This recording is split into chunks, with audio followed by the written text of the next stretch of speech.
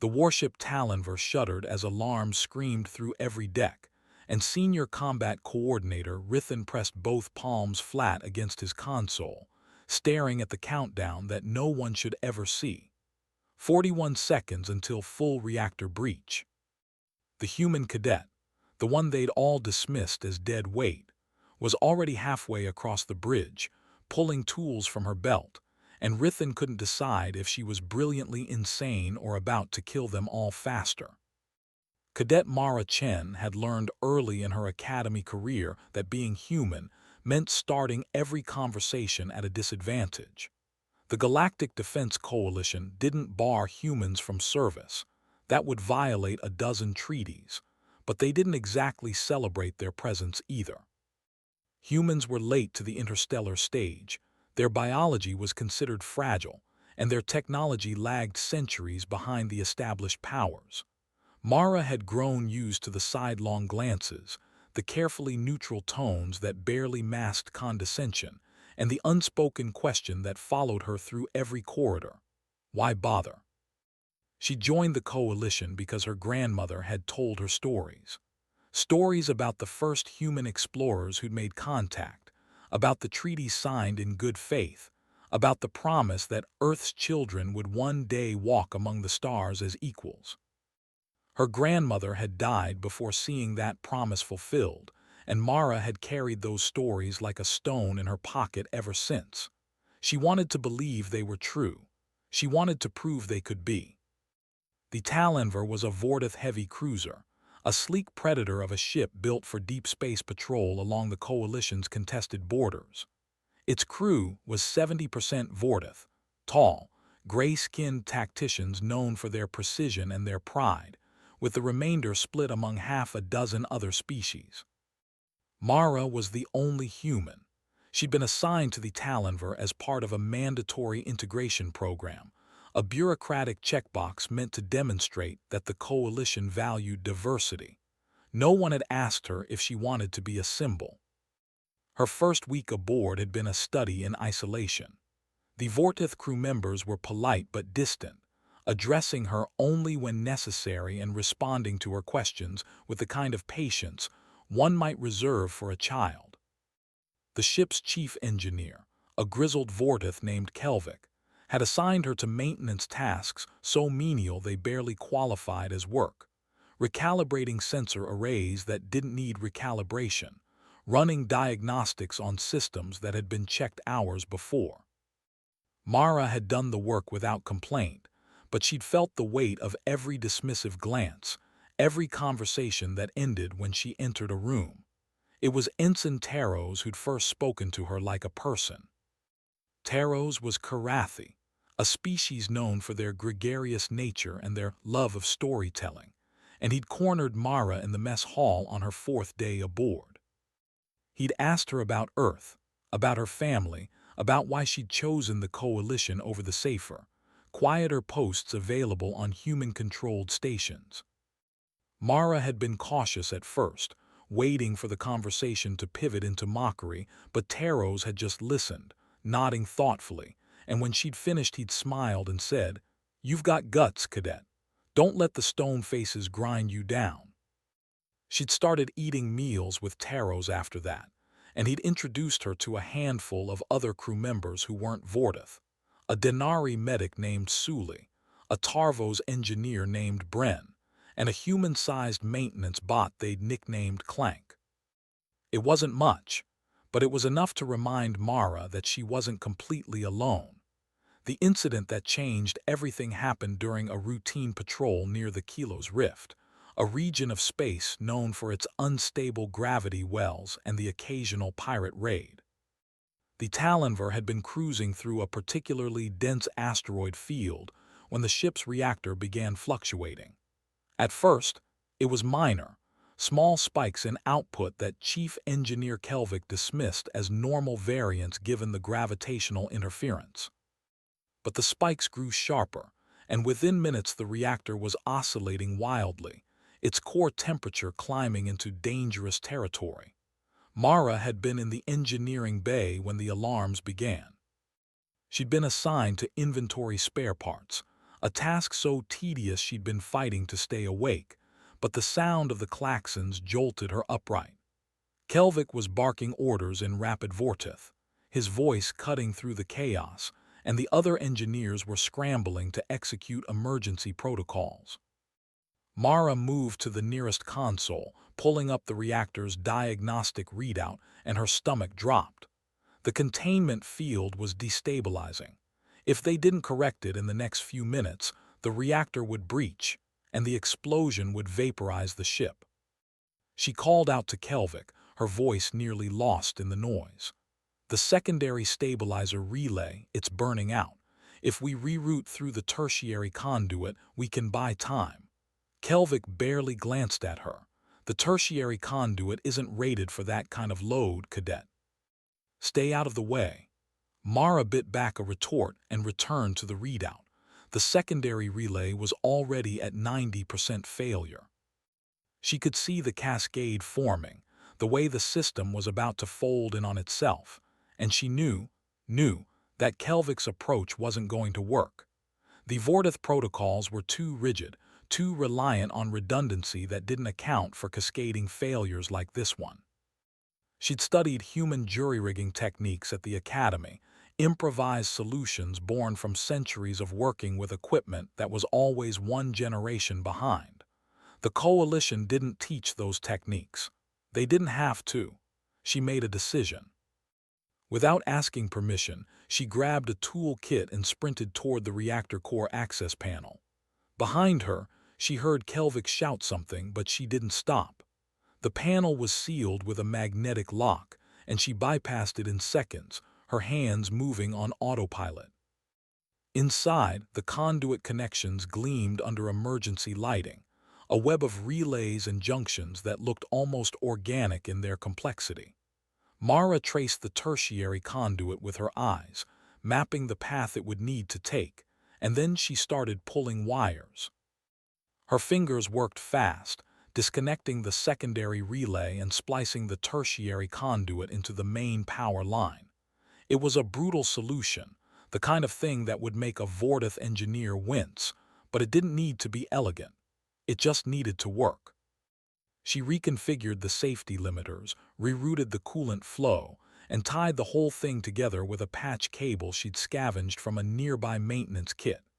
The reactor's oscillation began to smooth out, the spikes flattening into something closer to stability. Mara held her breath. The alarm stopped. The engineering bay fell into sudden, eerie silence, broken only by the hum of the reactor settling into a steady rhythm. Mara closed the access panel and stood, her hands shaking slightly, and turned to find Kelvik staring at her. His expression was unreadable. "What did you do?" he asked, his voice low. "I rerouted the power through the tertiary conduit," Mara said, forcing her voice to stay level. "The secondary relay was failing too fast for a standard fix. This will hold until we can replace the relay properly." Kelvik moved to the console, pulling up the reactor's new status. His eyes scanned the readout, and for a long moment he said nothing. Then he looked at her again, and something in his gaze had shifted. "That was reckless," he said, "and effective." It wasn't praise, not exactly, but it wasn't dismissal either.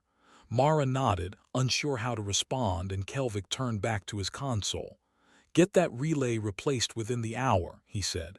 "And Cadet, next time ask before you rewire my reactor." "Yes, sir," Mara said.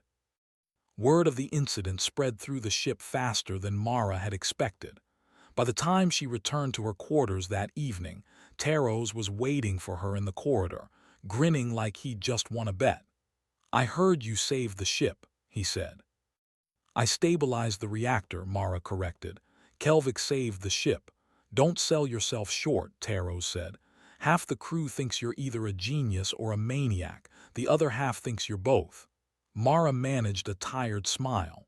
"What do you think?" "I think you've got guts," Taros said, echoing his earlier words. "And I think you just proved you belong here." The days that followed were different. Kelvik started assigning her real work, diagnostics that mattered, repairs that required thought and skill. The other engineers stopped treating her like a liability and began asking her opinion, cautiously at first, then with growing respect. Even Senior Combat Coordinator Rithen, who'd barely acknowledged her existence before, nodded to her in the corridors.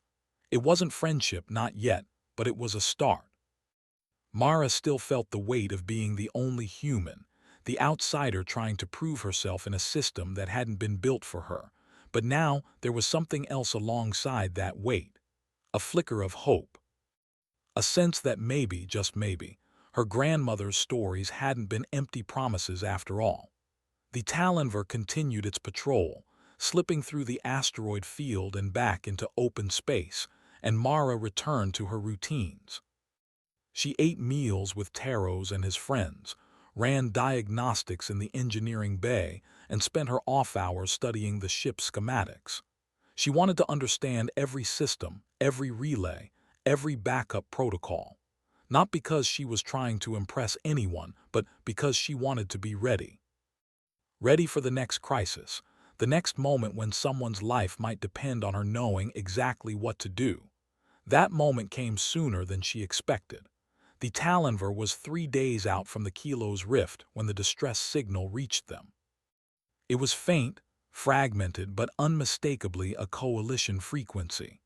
Captain Vera, a Vortith with a reputation for cautious pragmatism, ordered the ship to investigate, and they altered course toward the signal's origin.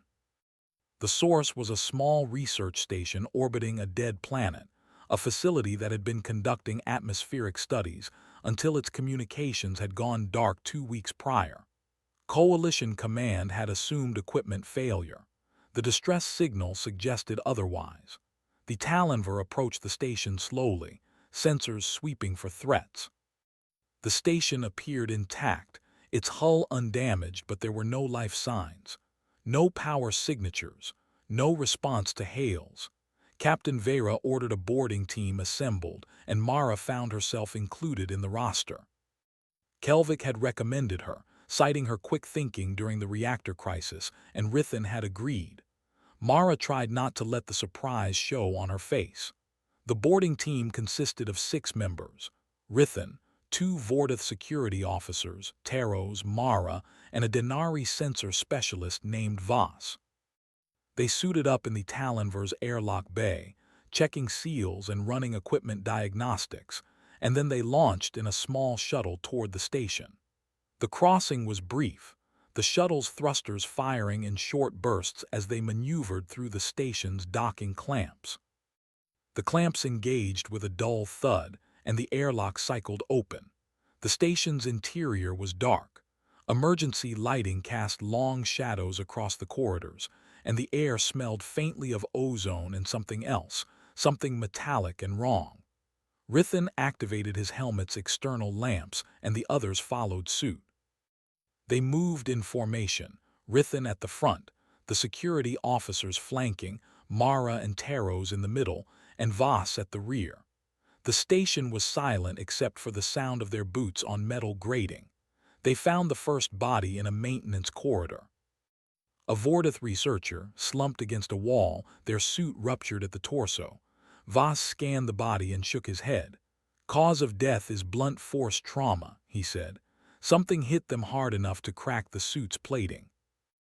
Rithen's voice was calm, but Mara heard the tension underneath. "Stay alert. Whatever did this might still be here." They continued deeper into the station, passing through labs and storage bays, and found more bodies, all researchers. All killed in similar ways: blunt trauma, suit breaches, signs of a violent struggle. There was no indication of weapon fire, no blast marks or energy burns. Whatever had attacked them hadn't used guns. Taros moved closer to Mara, his voice low. "This doesn't feel like pirates." "No," Mara agreed. "It doesn't." They reached the station's central hub, a circular chamber that housed the main control console and a series of monitoring stations. The consoles were dark, their screens shattered, but Voss managed to coax one of the auxiliary systems online. He pulled up the station's logs, scrolling through the entries, and his expression grew grim. "They were studying an artifact," he said. something they recovered from the planet's surface. The logs say it was emitting an energy signature they didn't recognize. Rithan stepped closer. Where's the artifact now? Voss tapped the console. Containment Lab 3, lower deck. They descended to the lower deck in tense silence. The containment lab was sealed, its door locked with a biometric scanner that no longer functioned. One of the security officers used a plasma cutter to force the door open, and they stepped inside. The lab was small, its walls lined with monitoring equipment, and at its center was a pedestal holding what looked like a crystalline sphere. The sphere glowed faintly, pulsing with a rhythm that reminded Mara of a heartbeat. Voss scanned the sphere and frowned. It's still active. The energy signature is unusual. I've never seen anything like this. Rithan moved to examine the sphere more closely, and that was when the lights went out. Not just in the lab, but everywhere. The emergency lighting, the helmet lamps, even the glow of the sphere.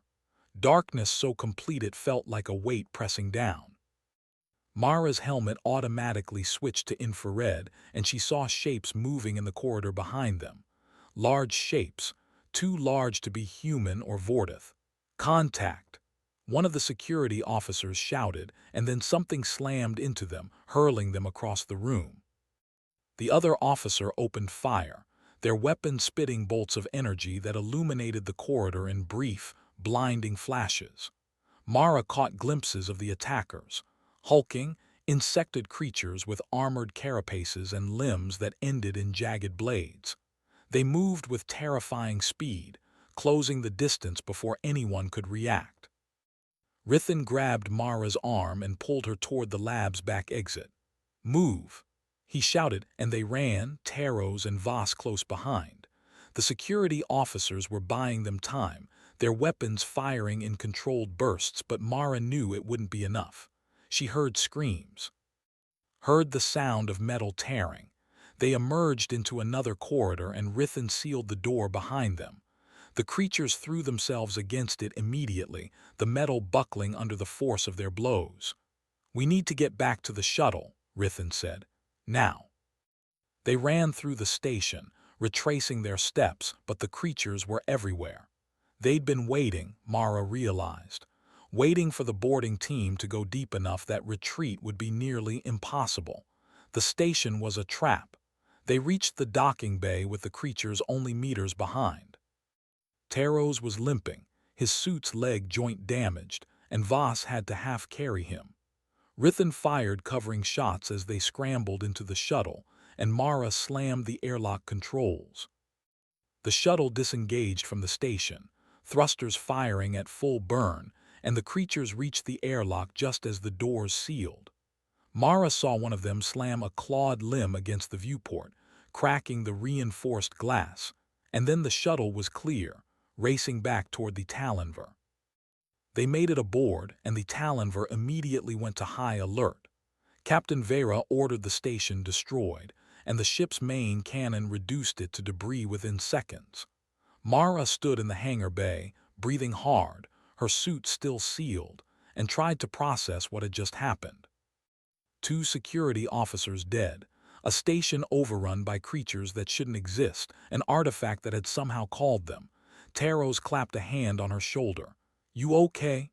"Yeah," Mara said, though she wasn't sure it was true. "You?" "I've had better days," Taros said, wincing as a medic examined his damaged leg. "But we made it. That's something." In the days that followed, the Talan'Vor filed a detailed report with Coalition Command, and the artifact's energy signature was flagged for further study.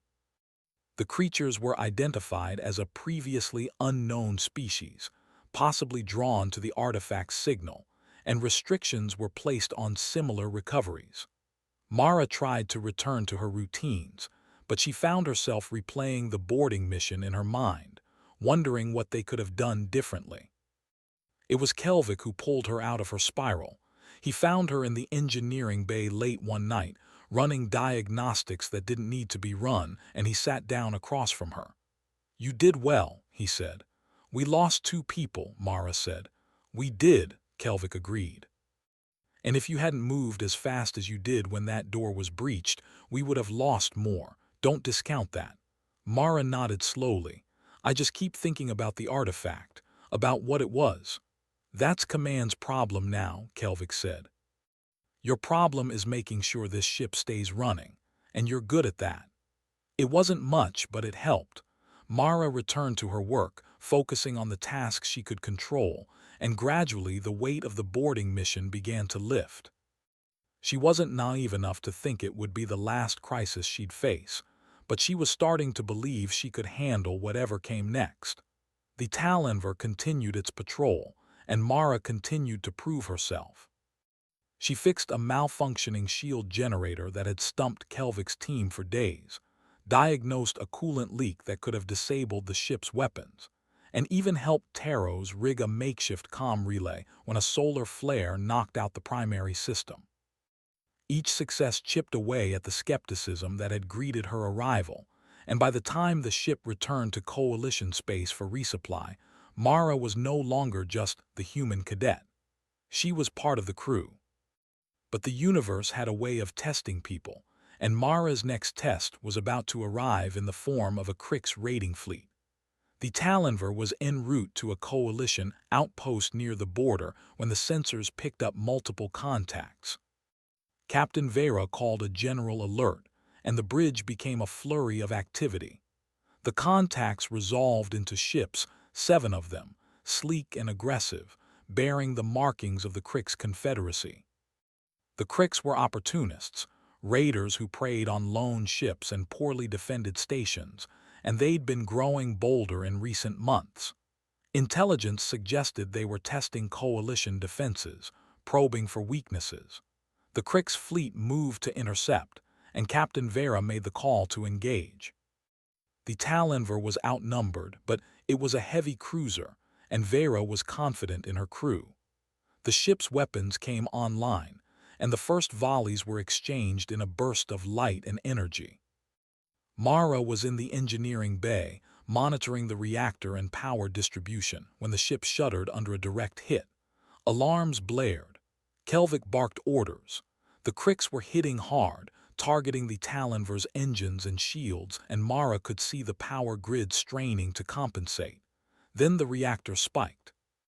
Not a gradual climb like before, but a sudden, violent surge that sent every console in the engineering bay into the red.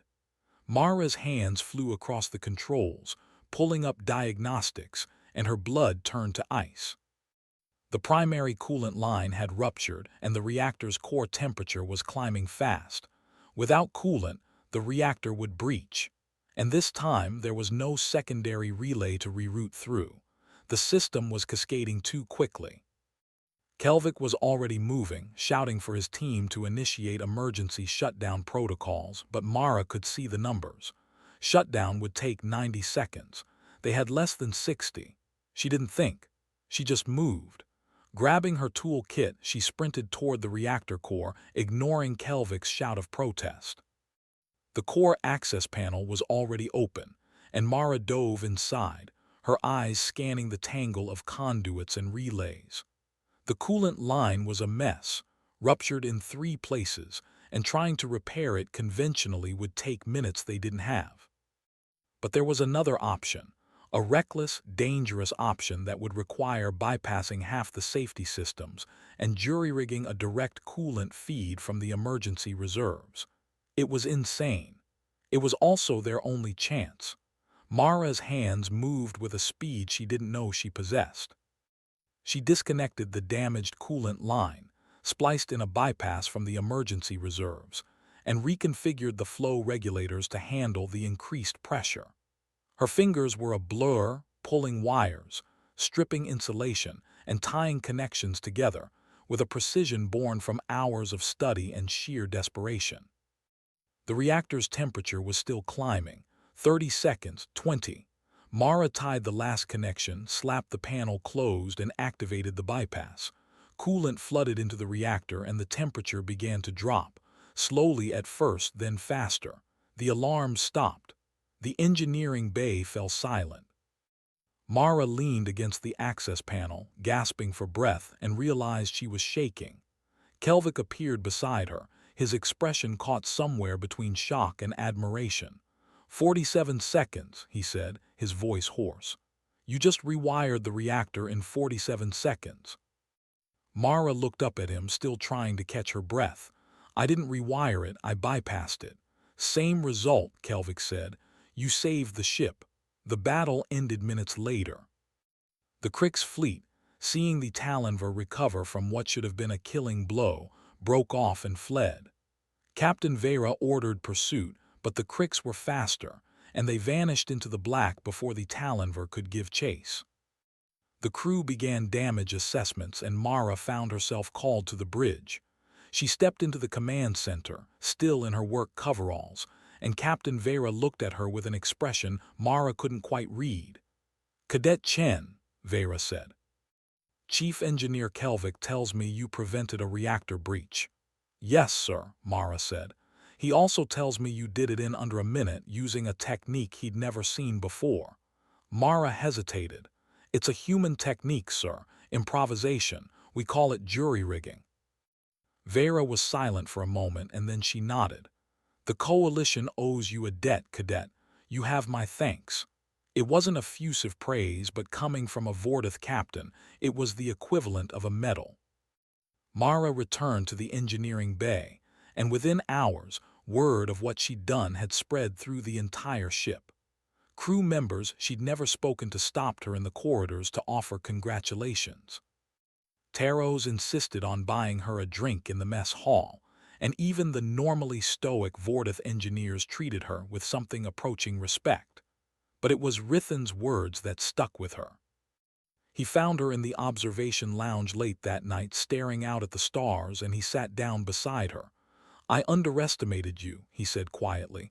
We all did. I'm used to it, Mara said, keeping her tone light. You shouldn't have to be, Rithan said.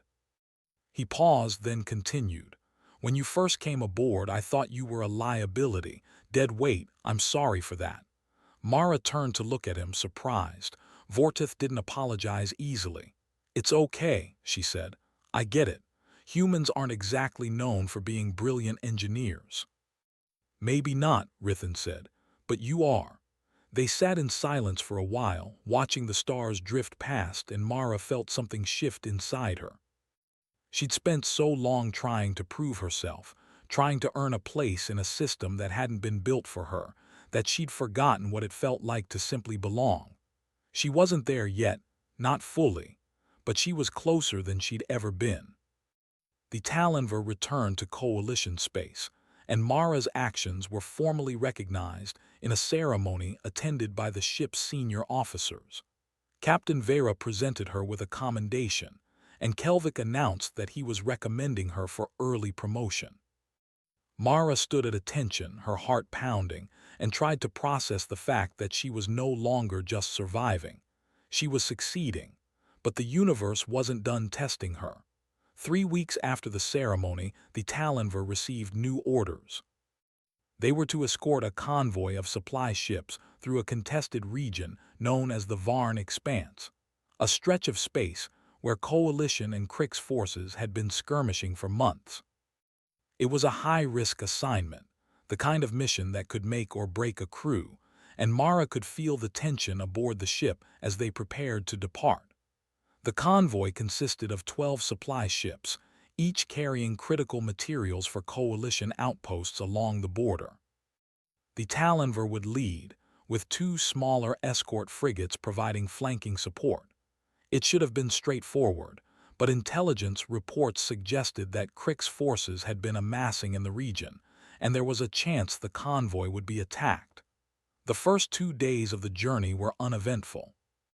The convoy moved through open space, maintaining formation, and Mara spent her time in the engineering bay, running routine checks and keeping the reactor humming smoothly. She'd started training some of the junior engineers in her jury-rigging techniques, and they'd responded with a mix of skepticism and fascination. You humans are insane, one of them had said, but they'd said it with a grin. On the 3rd day, the Crick struck. They came in fast, a fleet of 15 ships that dropped out of hyperspace directly in the convoy's path. Captain Vera immediately ordered the convoy to scatter, and the Talan'Vor and the escort frigates moved to engage. The battle was chaotic, ships weaving through a storm of energy fire, and Mara felt the Talan'Vor shake with each impact. The Kriegs were coordinated, focusing their fire on the escorts first, and within minutes one of the frigates was crippled, its engines failing, its crew abandoning ship. The Talan'Vor held the line, its weapons tearing through Krieg's shields, but the enemy kept coming. Mara watched the power distribution readouts, rerouting energy to the shields whenever they dipped, and tried to ignore the sound of alarms and shouted orders echoing through the ship. Then, the second frigate exploded. A Krieg's missile punched through its shields and detonated its reactor, and the shockwave sent the Talan'Vor spinning. Mara grabbed onto her console to keep from falling, and when she looked up, she saw the reactor spiking again. Not as severe as before, but enough to cause problems. She started working to stabilize it, but before she could finish, a second alarm sounded. The main power conduit was failing. Kelvik swore in Vordith and turned to Mara. "Can you stabilize it?" "I can try," Mara said, already pulling up the diagnostics. The conduit was overloaded, unable to handle the strain of sustained combat, and if it failed completely, the ship would lose power to weapons, shields, and life support. She needed to reroute the power through the secondary conduit, but that would require physical access to the junction box, which was located in a maintenance crawlway near the ship's aft section. "I'll go," Mara said, grabbing her tool kit. "It's too dangerous," Kelvik said. "That section is exposed." "If we take another hit." "We don't have a choice," Mara said, and she was already moving. She sprinted out of the engineering bay, racing through the corridors, and reached the maintenance crawlway in under a minute. The junction box was sealed behind a panel, and she forced it open, her hands shaking with adrenaline. Inside, the conduit was glowing red, straining under the load, and Mara could smell the acrid scent of burning insulation. She worked fast, disconnecting the primary conduit and splicing in the secondary, her fingers moving with practiced precision. The ship shuddered again, and Mara heard the groan of metal under stress, but she didn't stop. She tied the connections, activated the bypass, and the power flow stabilized. She slammed the panel shut and started back toward the engineering bay. She was halfway there when the Krieg's missile hit. The explosion tore through the aft section, and Mara was thrown against the bulkhead, her vision blurring. She tasted blood. Her suit's integrity alarm was screaming, warning of a breach, and she struggled to her feet, trying to orient herself. The corridor was filled with smoke and debris, and she couldn't see the way forward. Then she heard a voice. Taros. He was calling her name, his voice distorted by static, and Mara activated her helmet comm. "I'm here," she said, her voice hoarse. "I'm okay. Where are you?" "Aft maintenance corridor, near junction 17. "Hold tight," Taros said. "I'm coming to get you." Mara leaned against the bulkhead, fighting to stay conscious, and waited. Minutes later, Taros appeared through the smoke, his suit scorched but intact, and he grabbed her arm. "Come on," he said. "We need to move." They made it back to the engineering bay, and Kelvik immediately pulled Mara aside to check her injuries. She had a concussion and a fractured rib, but her suit had held, and the medic cleared her to continue working. The battle was still raging, and the Talan'Vor needed every hand it could get. The Krieg's fleet finally broke off an hour later, their losses too heavy to justify continuing the attack. The convoy had lost 3 supply ships and 1 escort, but the rest had survived, and the Talan'Vor had held the line.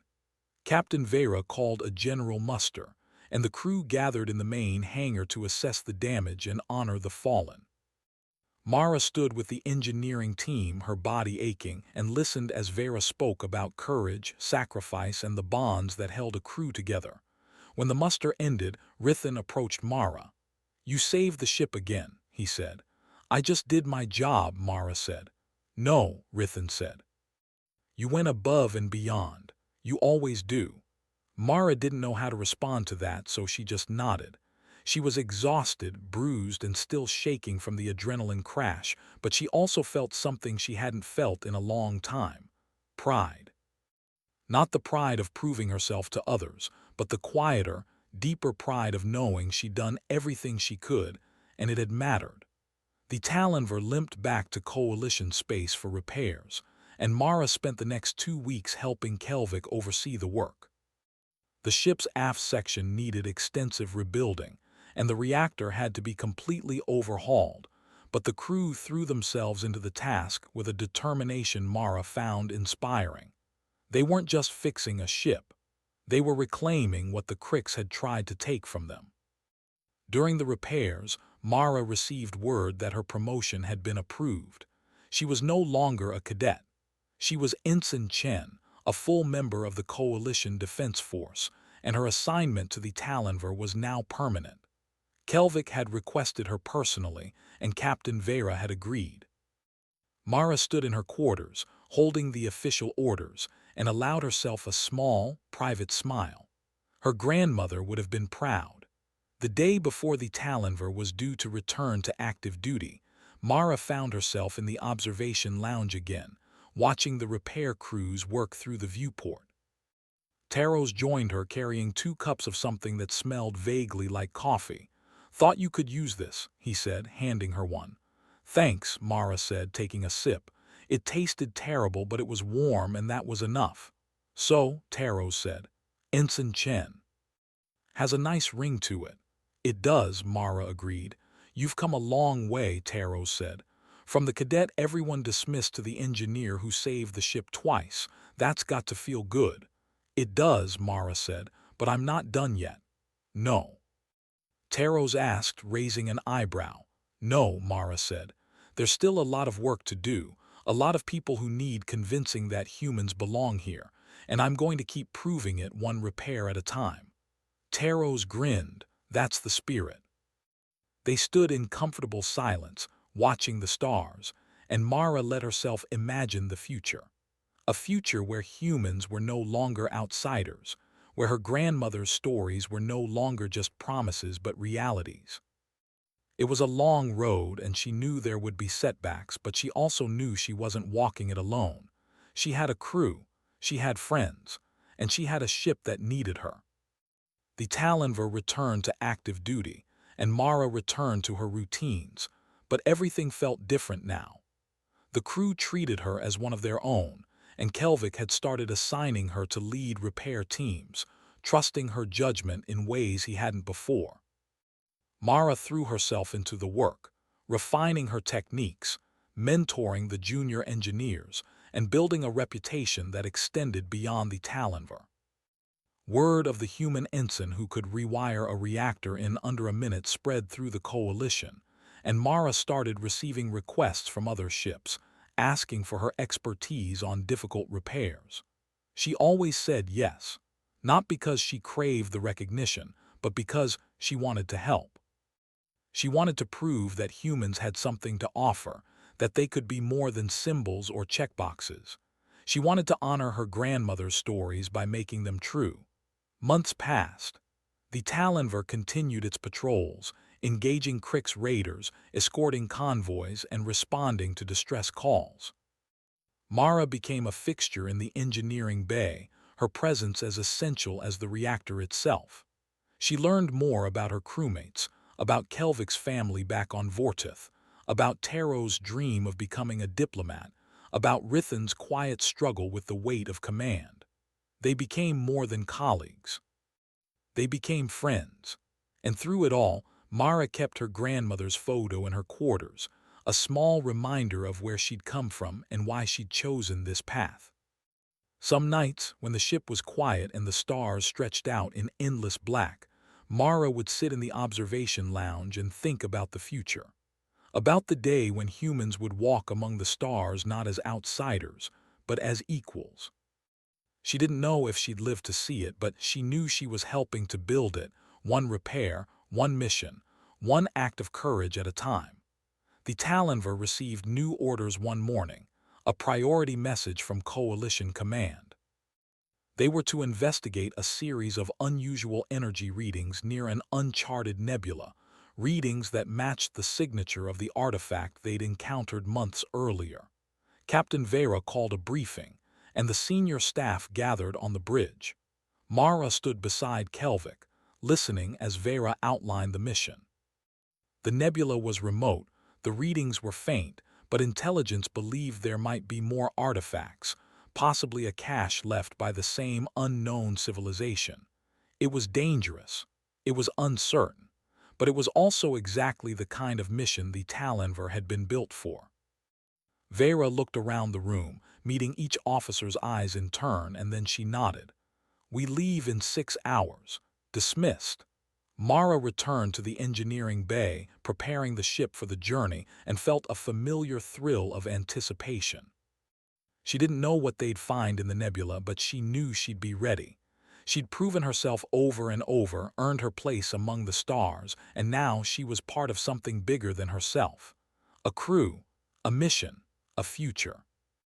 As the Talan'Vor slipped into hyperspace, Mara stood at her console, watching the reactor hum with steady, reliable power, and smiled. She'd come a long way from the cadet everyone had dismissed, and she was just getting started. Years later, when historians looked back on the Coalition's expansion into the unknown, they would remember the Talan'Vor and its crew.